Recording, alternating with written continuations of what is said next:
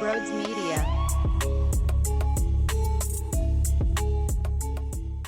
Snagged Cooper Dejean in the second round, went up and attacked. He was ferocious in that second round to make that move.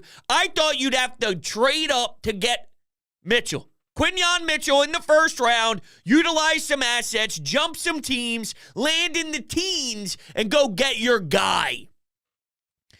I would have lived with Cooper Dejean at 22 if you did stay put. You got both! You got both! Now, this reminds me a little of last season because you got Jalen Carter and also Nolan Smith, and that hasn't panned out as well as I would have liked. With that said, I feel better about these two cats because at the time of the draft with Nolan Smith, and I'll be honest, I ignored some of the flaws more than I probably should have. But there was more concern on the size of Nolan Smith, on the idea and the ability of Nolan Smith.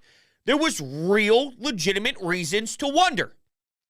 I don't think there's a damn reason to wonder for 1 second if Cooper Dejean could ball, if Quinyon Mitchell could ball. Mitchell could be at Alabama, all right? He chose not to go to Alabama, but when Nick Saban is publicly admitting during the broadcast of the draft that I was searching for this kid to be in the portal, in the year 2024, when everyone's chasing a bag, when everyone's worried about the clout, when everything's all about social media clicks and follows, Quinyon Mitchell says, I'm staying right here in Toledo because I have people in my corner that were with me when I needed it. And I'm going to stay with them because they deserve it. I mean, that's outrageous. You don't get that in today's era. I know for a damn fact, if I was playing at Toledo and I knew Nick Saban was calling my name, I'm going to Tuscaloosa. 3 seconds, swear to God. I mean, I'd take off right then and there. What's that? Nick, I'm on my way. I'm on my way. Throwing shit into a bag in 5 seconds. So kudos to him. I think that personality trait goes a long way. And speaking of personality, what I'm excited about, CJ Gardner-Johnson, Cooper Dejean, and you have Quinyon Mitchell. You got guys with some swag out there, man. Guys with some confidence. Hungry motherfuckers that are going to make a serious impact. I'm all in, baby. I'm all in. And it does raise the question, does it make you feel weird? And what I mean by that is, back-to-back secondary? That's not Howie. It's not Howie. Now that we've seen the rest of the draft, though, they attack line late. They go to Michigan, Trevor Keegan.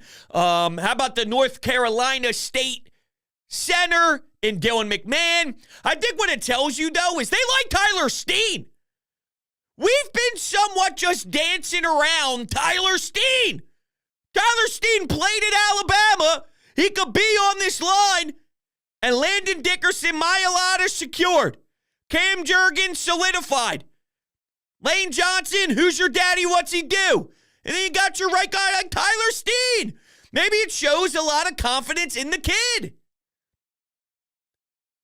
But the reason I bring up that it's different is because this franchise has valued trenches more than anything else in any other position.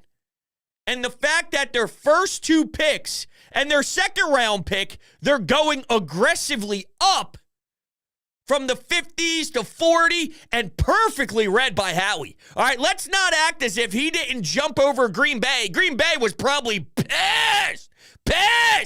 Because Cooper Dejean's a first-round talent who's slipping away in the second round. And if you watch the draft board, the time Howie made the move, the room was cornerback, cornerback, cornerback, cornerback. You read the room perfectly because a big wave of DBs started to fly. That's insanity. It's what it's all about. is making sure you're patient and making sure you're aggressive at the right times. You could have panicked in round 1 and at 22 jumped up to 17, gave away another asset because you're not reading the draft board right, and now you're pouncing to go get Quinyon Mitchell at 17, 18, something like that, when you could have got him at 22, saved some of your second-round picks, and then moved up to get Cooper Dejean and jump up in front of teams that wanted to get him at 40 or 41. If you're Green Bay, then they trade back. That's savviness at its finest. And it's also savvy as hell to trade a 4th-round pick in this year's draft for a 3rd-round pick in next year's draft. Howie's a machine. There's just no other way to put it. Every time the Eagles are on the clock, ... It's like, no, they're not. They don't select until proven otherwise because they're probably going to trade back and then gain all these assets and then do it all over again next year. It's just hilarious. It's hard to be angry with what they came out with, though, in these 3 days. But anyway, getting back to sort of the normalcy of Eagles football, it's trenches, it's O-line, it's D-line. That's what they do. And they didn't do it this year. Is this Howie Roseman tweaking his philosophy? Is this him going outside the box? Is this him, as I mentioned, reading the draft board right? Is this him reading the current roster right? Where we don't need X, Y, and Z, so we actually have the ability, due to putting a lot of stock into O-line in previous years, getting Cam Jurgens and Landon Dickerson when everybody claimed it was a luxury because you have an Isaac Seumalo, or you have whatever, you have some of the guys on your line already, but now you're picking these top picks from Alabama, from big-time schools. Let's see how they can develop over a year or two. You picked luxury picks in previous seasons, which then allows Howie to have more wiggle room now. Look, it's definitely different, and there's no world where I thought that you'd be getting back-to-back secondary pieces like this. With that said, I don't think they threw away their love for the trenches in the trash by any means.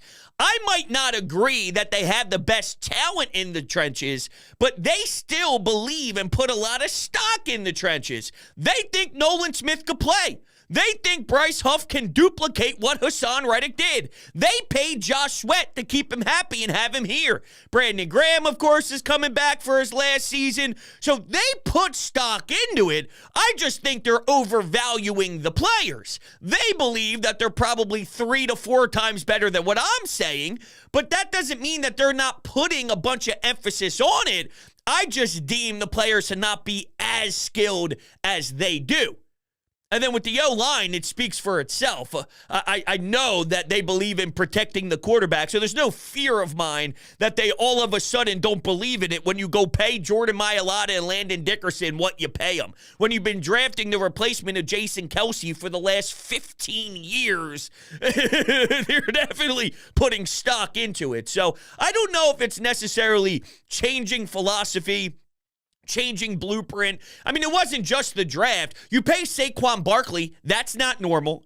You go back and you pay C.J. Gardner-Johnson after you admitted that he wasn't worth the money at the time. He goes to the Lions. Then you bring him back and say we screwed up. This is very out-of-the-box stuff for Howie. And that doesn't mean it's a bad thing by any means. I mean, just like we talk about with development in players, you have to grow. You got to go through experiences. You lose reps in practice. You lose reps in games, and you go back to the tape and you study what can we do differently next time. So when I'm in a similar situation, when it's the third quarter, we need a stop, it's third down, I'm not going to get beat again the same way. I'm going to win and take the advantage here.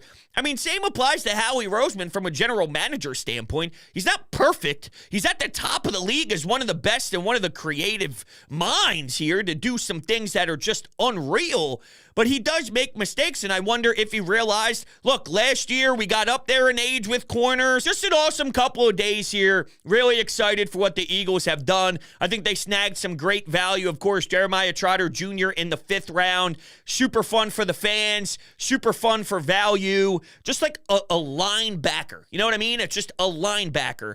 And yeah, there's deficiencies. Look, he's a 5th rounder, right? What we can't do is put this name on him. We did it with Kayvon Wallace as well, and this is going to be probably a little bit different because of his father being the one and not so much Brian Dawkins, safety at Clemson. We put the tie there just because of the position in the school. Here, there's actually blood, all right? There's the bloodline we're talking about. Acknowledge me. I don't acknowledge the tribal chief, so I apologize. And if you have no idea what I'm talking about, check out WWE once in a while because you're missing out on greatness. But I digress. I'm just going to say, go be you. All right, I'm not going to say anything close to you got to have that level of production. No, you don't. He's a fifth-round pick. I'm going to treat him just like any other fifth-round pick. But I think the hunger is going to be there. The excitement's going to be there. And it's at a position where it's not as if you have to go beat out A.J. Brown, Devontae Smith, and Jeremiah Trotter Jr. is a wide receiver trying to earn his way into this. You know what I mean? There is a position that is a little bit open. I don't know what Devin White is. I have no idea what Nakobe Dean is.